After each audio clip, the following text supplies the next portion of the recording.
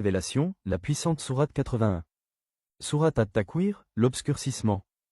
Au nom d'Allah, le tout miséricordieux, le très miséricordieux, quand le soleil sera obscurci, que les étoiles seront ternies, et les montagnes mises en marche, et les chamelles à terme négligées, et les bêtes farouches rassemblées, et les mers allumées, et les âmes accouplées, et qu'on demandera à la fillette enterrée vivante pour quel péché elle a été tuée, et quand les feuilles seront déployées, et le ciel écorché, et la fournaise attisée, et le paradis rapproché, chaque âme saura ce qu'elle a présenté.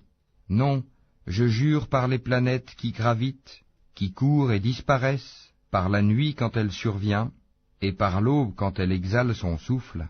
Ceci, le Coran, est la parole d'un noble messager, doué d'une grande force et ayant un rang élevé auprès du maître du trône.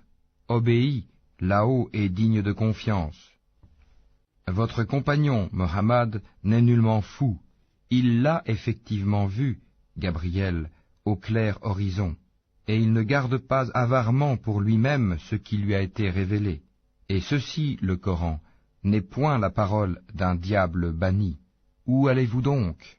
Ceci n'est qu'un rappel pour l'univers, pour celui d'entre vous qui veut suivre le chemin droit.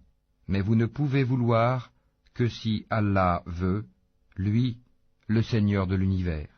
Révélée en 7e position, cette sourate vient défendre les innocents et confirmer que le message du prophète, que la prière et le salut soient sur lui, est une vérité absolue venue du ciel. Point numéro 1, une défense contre les accusations. À l'époque de cette 7e révélation, les chefs de la Mecque essayaient de discréditer le prophète Muhammad. Ils disaient de lui qu'il était un fou, Majnoun, ou que ses paroles venaient des démons. Le but de la sourate, Allah répond directement à ces calomnies dans la 2e partie de la sourate, affirmant que le prophète est saint d'esprit et qu'il a réellement vu l'ange Djibril, Gabriel, dans sa forme majestueuse. Point numéro 2, le choc des consciences, l'infanticide. La sourate dénonce l'une des pratiques les plus sombres de l'Arabie pré-islamique, l'enterrement des petites filles vivantes, Wa'ed al-Banat.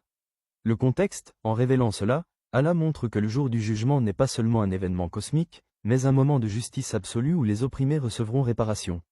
Point numéro 3, la vision prophétique. Le prophète était lui-même très marqué par cette sourate. Il a expliqué que ces versets permettent de « voir » la fin des temps avec le cœur avant qu'elle n'arrive avec les yeux.